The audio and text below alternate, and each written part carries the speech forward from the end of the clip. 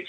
I always take them back to the source, because oftentimes, just like Brother Kemet said, we focus on the symptom and we can't really see or get to the root cause of the problem. For those of the listeners who have ever lived in a city like New Orleans, it is a very oppressive and exploitative city. I think New Orleans is probably the most oppressive city in America. And I think probably second would be D.C.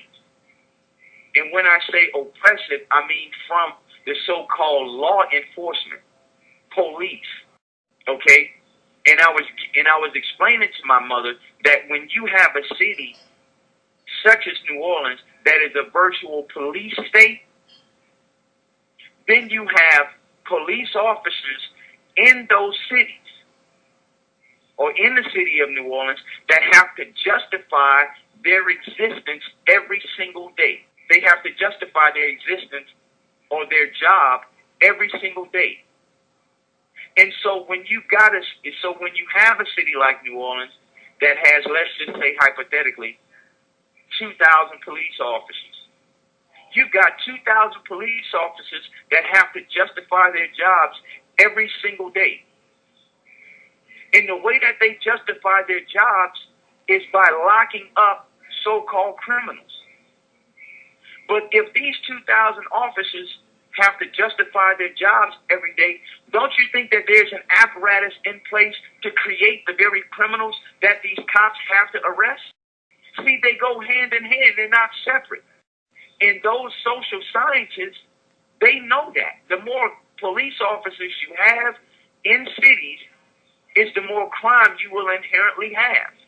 Because the police officers engage in oppression and exploitation of the very community that they're supposed to be serving.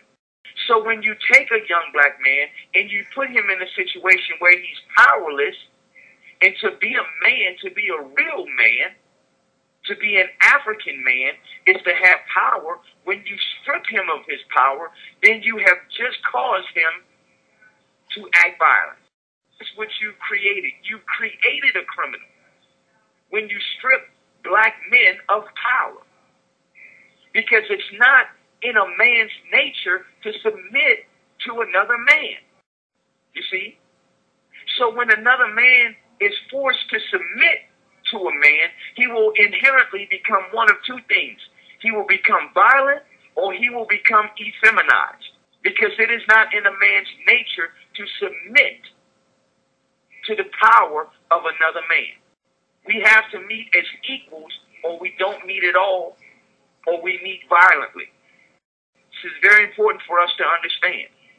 So when you hear mayors in urban cities saying that they've just increased the police presence by 20%, they're basically telling you that they've increased crime by 20%. And the other thing, too, DJ, to point out, with New Orleans in particular, they have a particular history of overseers, slave raiders, slave catchers, colonial powers. You have all three colonial powers vying for power of that port.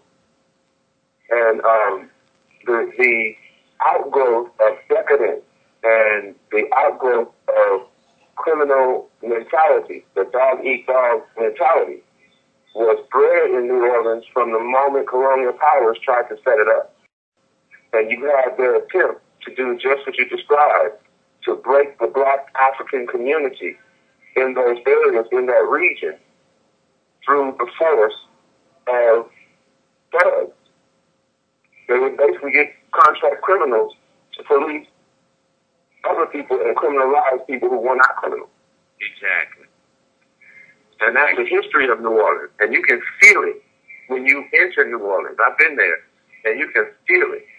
Exactly. And this is why we have to understand these things, because see, they're trying to recreate situations that are going on in New Orleans right now. They're trying to recreate that in every black city. Right. You see, that is the goal, to get the population, to get our community to the point where they are totally powerless and there's apathy running rampant in the community. What is apathy? apathy simply means I don't give a damn about anything or anybody. And you have children now who have reached that level of dysfunction, that level of apathy where they no longer feel. See, to be African is to not only think, but feel. And feeling is another form of intelligence. You see? So when the system can cause you not to feel anymore, just like Brother Commit said a minute ago, they've just destroyed one aspect of what makes you human. So when a child gets to the point at 12, 13 years old, and they say, I don't care about anything or anybody, that level of apathy, that child is going to behave in very violent ways, very self-destructive ways. And what we do, DJ, is we fail to understand, and I know you understand this very well as a parent, and I'm sure irritated as well as a parent. We're all parents on the phone. But the children do not really you can't really give the responsibility to the children for being so angry and apathetic. The reality of that situation is that the children have been so traumatized. This applies to adults as well. So listening audience, this also applies to adults. The trauma is so overwhelming that it creates a numbness that I've hurt so much. I can't hurt no more.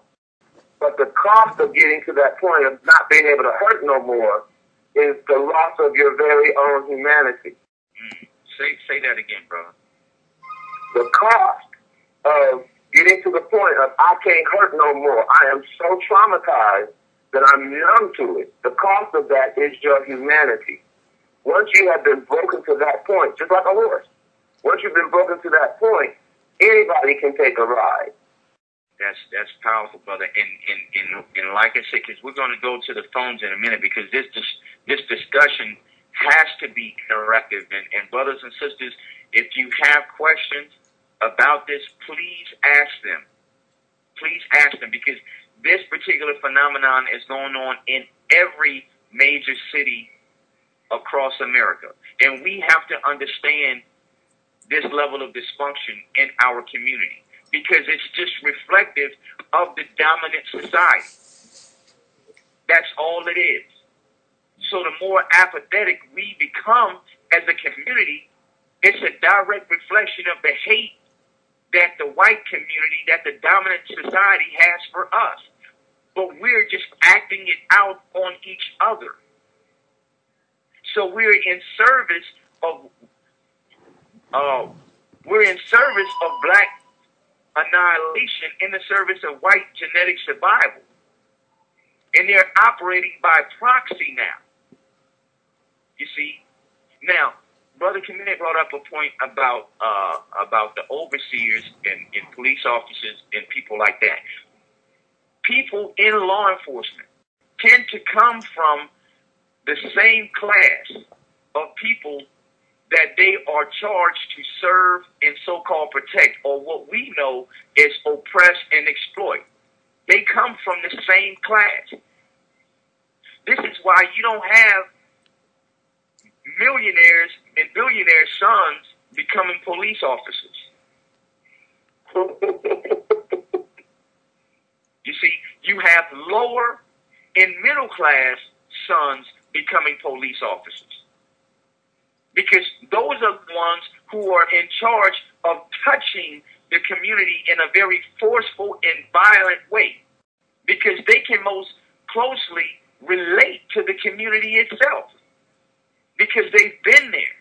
You see, the son of the millionaire and billionaire cannot relate to things that go on in our communities, because oftentimes he's never been exposed to that. So he would not know how to handle certain situations with a young black male on the street. He would be quickly taken advantage of. We see it happen all the time. You see? Now, if young black men, and to show you how diabolical this system is, in what Brother Commit called a dog-eat-dog type of situation, I call it a feeding frenzy. But to show you how diabolical this system is, the criminal activities of one or more segments of a society is oftentimes used by another segment of the society to maintain dominance, influence, wealth, and prestige. What do I mean by that? I mean that if young black men are involved in criminal activity, let's just say that they're selling drugs.